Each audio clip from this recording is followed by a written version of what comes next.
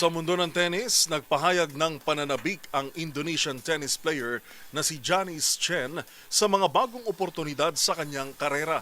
Kabilang ang posibleng paglahok sa kauna-unahang WTA 125 tournament na idaraos sa Maynila. Narito si Matchpoint Millie Borja.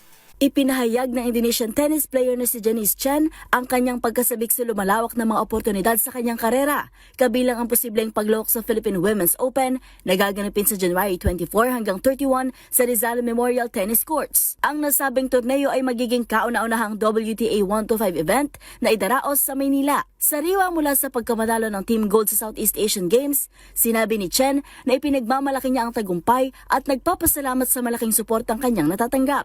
Sa kasalukuyan, siya ay nasa world number 54 at inamin na hindi niya inaasahan ang mabilis na pag-angat ng kanyang ranking matapos ang kolehiyo na nagbigay daan upang makasali siya sa mas malalaking torneo. Binanggit din ni Chen ang matagal na pagkakaibigan nila ng Filipina tennis star na si Alex Ayala na aniya ay magkakilala na sila mula pa noong sila ay mga bata. Parehong kabilang si Chen at Ayala sa Australian Open at nakadepende ang paglahok ni Chen sa Philippine Women's Open sa kung hanggang saan siya aabot sa nasabing torneo sa Melbourne. At yun ang mga latest updates sa mundo ng sports. Para sa MBC TV Network News, ito si Millie Borja ng DZRH TV, una sa Pilipinas, una sa Pilipino.